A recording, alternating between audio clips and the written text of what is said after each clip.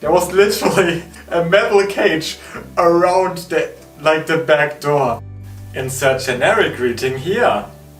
So I am aware that there's quite a disparity between the types of content I'm doing on my channel, since I do travel vlogs but also story times and then a bunch of stuff in between, and nothing correlates with each other, which isn't exactly great when you're new on YouTube and you're trying to grow. So now I'm working on a new format which I would call travel story times. So the first story I'm gonna tell you about took place in the summer of 2018, so about 2 years ago by now. Back then I was in Russia for the first time, practically to speak more Russian since you can only go so far with a language course, and I want it to become as fluent as English eventually. So back then I was staying in Saint Petersburg and doing day trips to different towns around. Since I usually enjoy more being in the small towns that no one really visits, and I also like old architecture more, which you don't have as much in Saint Petersburg since it's a very new city anyway. So I was eyeing the city of Ivangorod, which is practically very close to Estonia. You have the river, which is the border, and then there's Narva in Estonia and Ivangorod in Russia. Both towns have castles that are opposite of each other, so I bet there's some very interesting history behind that, but I'm not gonna go into that since I also have no idea about it. When I decided to go there, I started researching which modes of transport to take.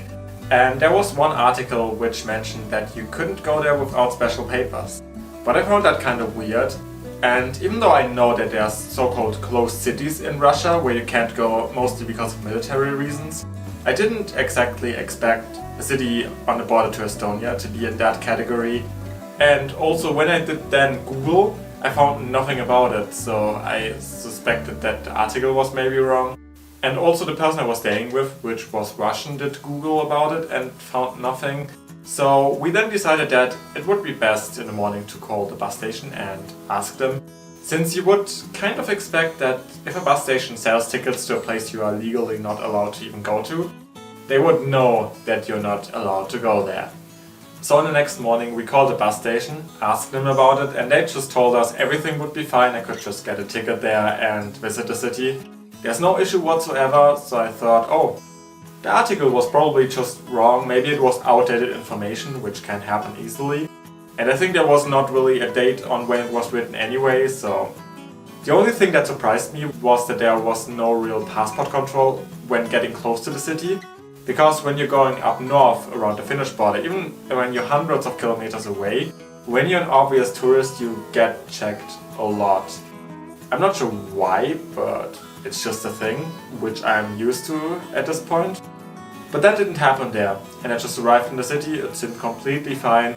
Nobody did better than I at one obvious tourist, so I thought, oh, maybe I'm just good being here, I don't know. It's just not really touristy, but that happens a lot in Russia, so I left the bus station and started walking down this one road.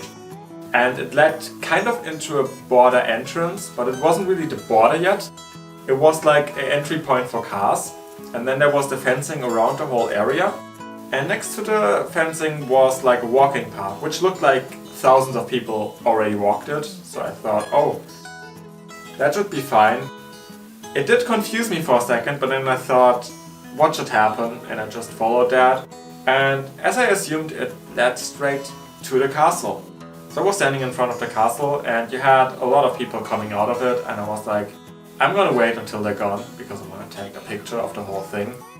In that time, while waiting, out of nowhere this policeman arrived and he wanted to see my passport. I'm not sure what exactly he said to me because he was speaking very fast and also using vocabulary that I never heard before.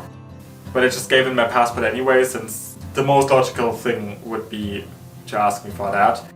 And I told him where my visa is, but after he saw that, he kept scrolling through my passport and I was like, hold on, there's nothing else in there, what are you looking for?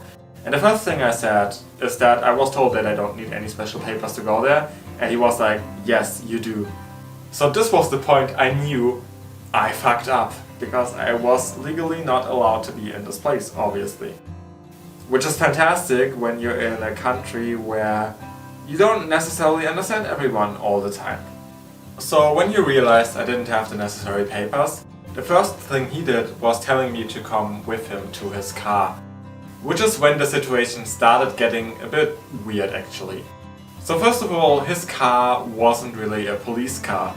It was just a car. Which I'm not sure how common that is in other countries, so maybe I'm judging wrong here, but it did seem weird in that moment to me personally. So then we got in, and while we were driving to I don't know where anyway, he was first of all explaining something to me with words that I didn't know, then he started using Google Translate, was typing and driving at the same time, which is a weird thing to do for a policeman. And also, he sometimes was typing stuff that I understood before he finished typing them, but he just ignored that and kept typing anyway, which is also like...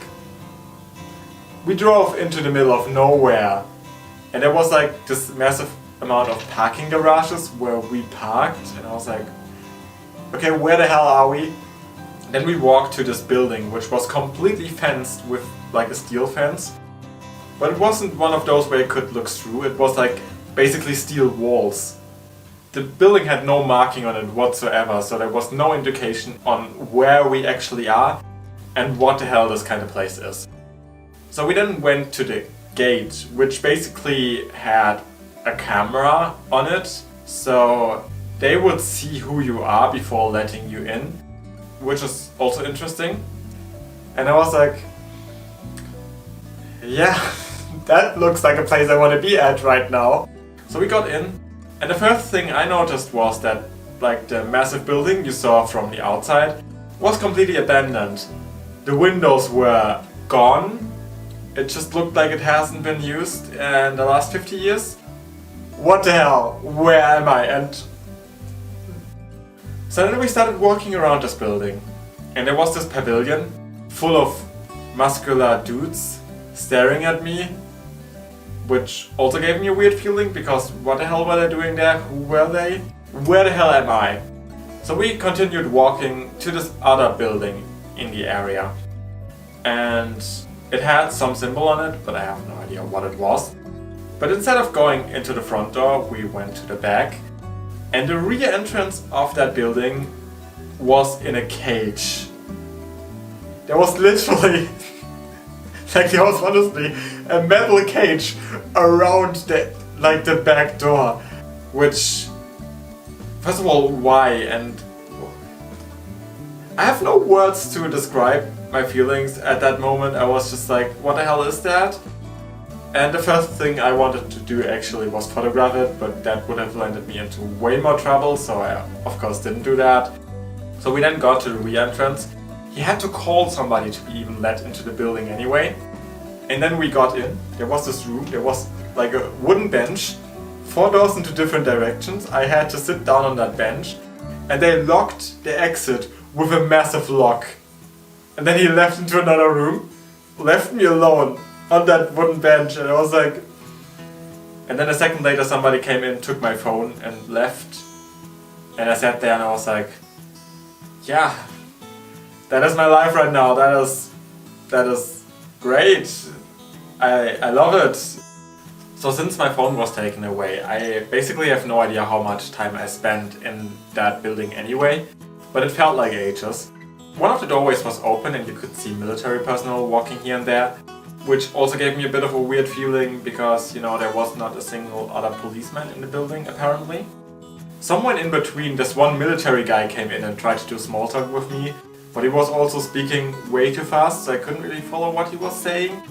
And then the policeman came back with the papers I had to sign, which basically said I broke some Russian law and I had to pay a fee, which wasn't exactly that high anyway. And originally I was told that I would have to leave the city immediately, which I kinda hated from the idea of it, since I paid a lot of money for the bus ticket to go to Ivangorod. Then I had a fee and a bus ticket to go back home. And all of that for seeing nothing wasn't exactly what I wanted. But then the military guy started to have a discussion with the policeman, and I again couldn't really follow what was going on. But it was something with me and the castle, and then when I was brought back, I was driven to the castle and was allowed to visit the castle. So what I suppose happened is that the military guy thought it was unfair that I couldn't just go there, And since I guess he has more authority, I was then allowed to go to the castle. Which is amazing because it was a really cool castle, I'm not gonna lie about that. But after I left it, I also left the city since I didn't feel comfortable there anymore. Which I suppose is understandable. And I also had to worry that there might be another policeman which sees me again and again brings me to the border station thing, whatever it was. And I don't need that twice in the same day. So in the end, obviously nothing exceptionally bad happened. Which isn't meant to say that the situation wasn't weird. And I would totally understand if people would have panicked if they were in exactly the same situation. If you are wanting to hear more travel-based story times, there's gonna be more in the future. I'm currently working on a series where there's gonna be like 3 stories or 5 stories grouped together, since a lot of them are a bit shorter. But I've been traveling a lot in the last 5 years, so a lot of weird stuff happened and I'd love to tell you about it. Since my upload schedule is a bit wonky, best subscribe and put on the bell notifications. That is the easiest way to actually see when I upload the next whatever thing I'm gonna upload.